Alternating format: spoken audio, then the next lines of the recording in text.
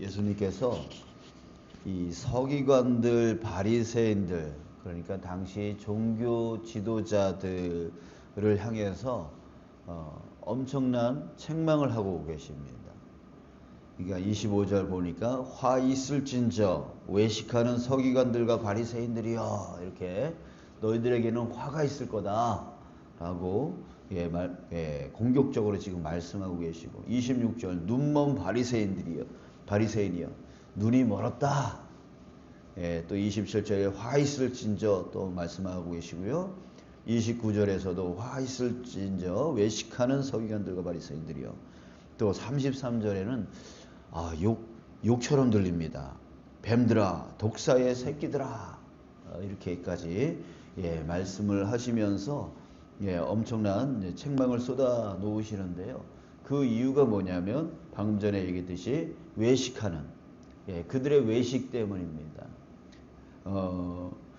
그 부분을 이제 계속 반복해서 말씀하시는데, 그 외식이 뭐예요? 결국 겉과 속이 다른 거예요.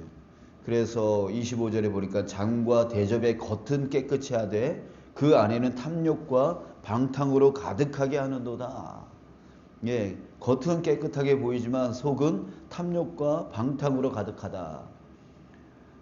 또 26절에서도 먼저 안을 깨끗하게 하라. 그러면 겉도 깨끗하리라 라고 하면서 그 안의 깨끗함, 이 내면의 깨끗함에 대해서 말씀하고 계시고요. 이 바리새인 서기관들이 그러지 못하다는 거죠. 겉은 깨끗해 보이고 겉은 거룩해 보여도 속은 그렇지 않다라고 하는 것을 계속해서 반복하고 있습니다. 그래서 그들의 결과에 대해서도 말해주고 있는데요. 33절에 보니까 뱀들아, 독사의 새끼들아, 너희가 어떻게 지옥의 판결을 피하겠느냐. 지옥의 판결, 지옥으로 떨어지는 것을 어찌 너희들이 피할 수 있겠느냐. 너희들은 반드시 지옥에 떨어지고야 말 거야. 이렇게 말씀을 하시는 거예요. 이게 어떻게 보면 저주스러운 말인데요. 이렇게 말할 정도로 그들의 겉과 속이 완전히 다르고 그런 것을 이제 책망하고 계시죠. 그리고 34절 이렇게 보면 거기에 35절 36절에 보면 그 의로운 피가 다 너희에게 다 돌아갈 것이다. 너희들이 다 책임을 질 것이다 라고 그렇게 말씀을 하고 계세요. 자, 여러분 다시 한번 보면 예수님의 지금 책망의 주요 요점이 무엇이었어요? 책망의 주요 요점이 뭐예요? 외식이에요. 외식. 겉과 속이 다르다는 거예요. 정말 예수님께서 이렇게 정말 엄청난 책망을 이렇게 쏟아부을 정도로 지금 화를 내시면서 그렇게 책망하고 계시는데, 그 이유가 뭐냐면 겉과 속이 다른 거예요. 그러니까 예수님이 도저히 참을 수 없는 게 바로 여기에 있다는 거예요. 겉과 속이 다른 거. 겉은 거룩한 척하면서 속은 썩어 있는 거. 이걸 예수님이 참지를 못하시는 거죠. 자, 여러분 오늘 이 시간 우리 주님 앞에 서서 자기 자신에게 스스로 물었으면 좋겠습니다. 물었으면 좋겠어요. 나는 지금 겉과 속이 같은가? 겉과 속이 같은가? 라고 자기 자신에게 물어봤으면 좋겠어요. 전에도 말씀드렸지만 연세대학교 김학철 교수님이 그런 말을 했어요. 메타인지, 자기 인식, 자기 성찰, 이게 없는 사람은 계속 다툼이 일어나고, 그 사람을 중심으로 해서 다툼이 일어나고 싸움이 일어나는 거예요. 자기 자신을 모르면 남들과 자꾸만 싸운다는 거예요. 왜? 자꾸만 남만 잘못했다고, 저 사람만 잘못했다고 하니까. 이게 결국 자기 자신을 인식해야 돼요. 자기 자신을 성찰해야 돼요. 그렇게 할 때 나도 부족하구나, 나도 연약하구나 라고 하는 것을 알게 되어질 때에 다른 사람들에 대한 이해도가 높아지고, 그렇게 할 때 서로 원만한 관계를 이루어 나갈 수 있는 거예요. 근데 자기 성찰이 없고 자기 인식이 없는 사람들은 자꾸만 남만 잘못했다 그래요. 다른 사람의 부족함만 쳐다봐요. 그러면서 자꾸만 찔러요. 그러면서 상처를 주는 거죠. 상처를 주는. 그냥 자기는 잘했대. 그러면서. 이게 뭐예요? 자기 인식이 안 되는 사람들이에요. 누가 100% 완벽한 사람이 있겠습니까? 그러니까 자기 자신부터 먼저 보고 남을 보라. 그래서 우리 그런 말 있잖아요. 수신제가 치국평천하라고 하는 말도 있잖아요. 수신, 자기 먼저 닦으라는 얘기죠. 그러면은 가정을 잘 돌볼 수 있고 그 가정을 잘 돌보는 사람은 또 나라를 잘 다스릴 수 있다라고 하는 거잖아요. 이게 결국 자기로부터 시작을 해야 되는 거예요.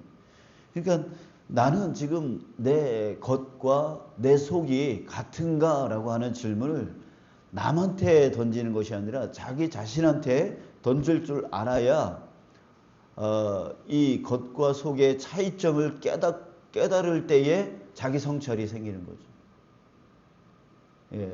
그럴 때에 남이 이해돼요. 저 사람의 저 모습이 그렇구나 라고 하는 이해도가 생기는 거죠. 그럴 때 배려가 생기고, 그럴 때 저 사람이 지금 힘들겠구나 라고 하는 격려, 위로가 나갈 수 있게 되어지는 거예요. 이게 안 되니까 자꾸만 너 왜 그렇게 했니?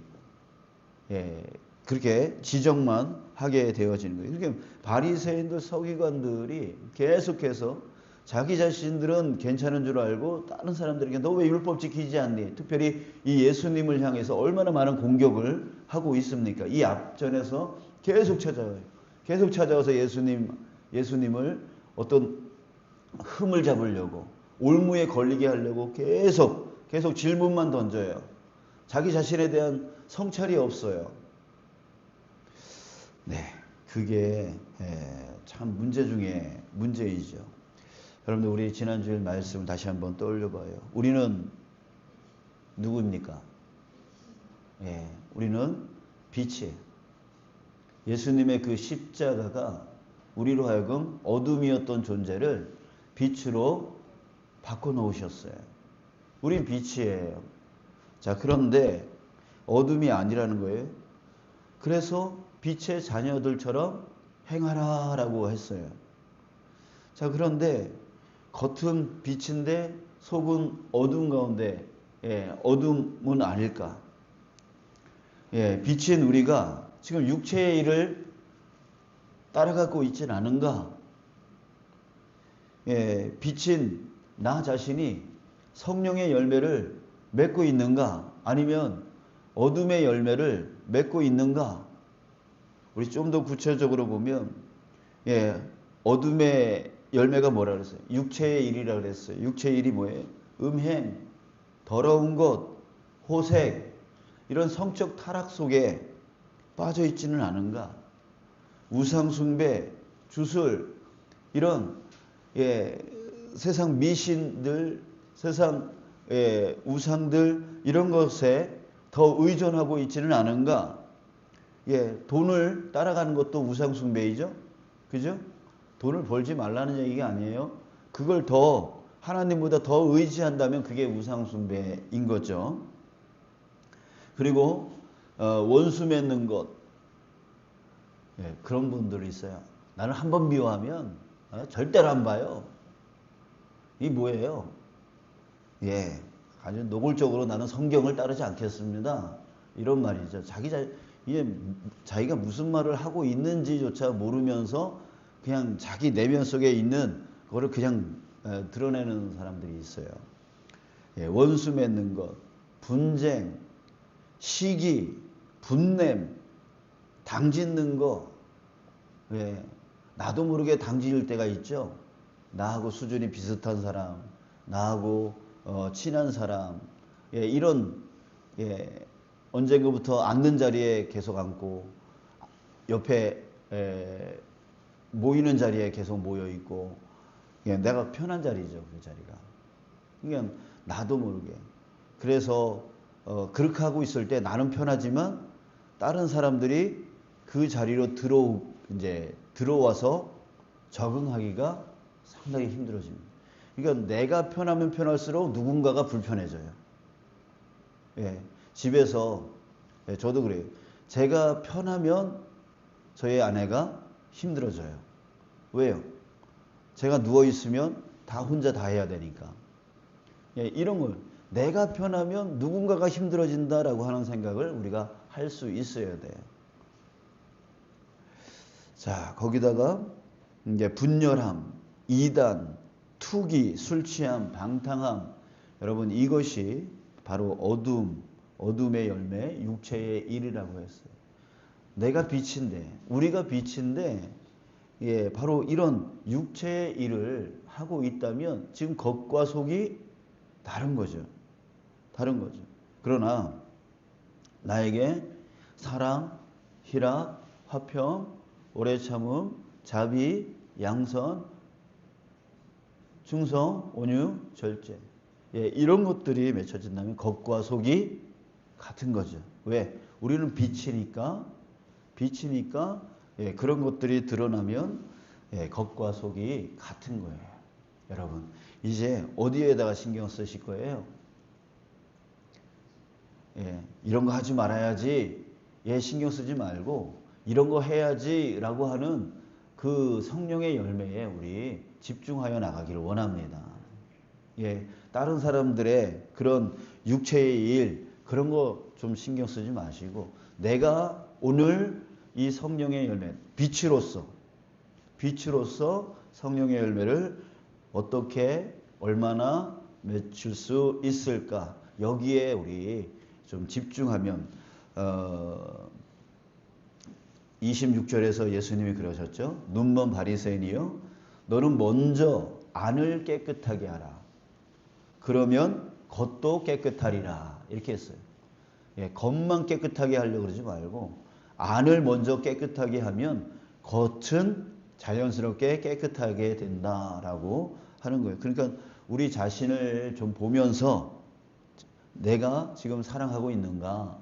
기쁨의 삶을 살고 있는가? 화평하고 있는가? 오래 참고 있는가? 자비, 친절하게 사람들에게 대하고 있는가?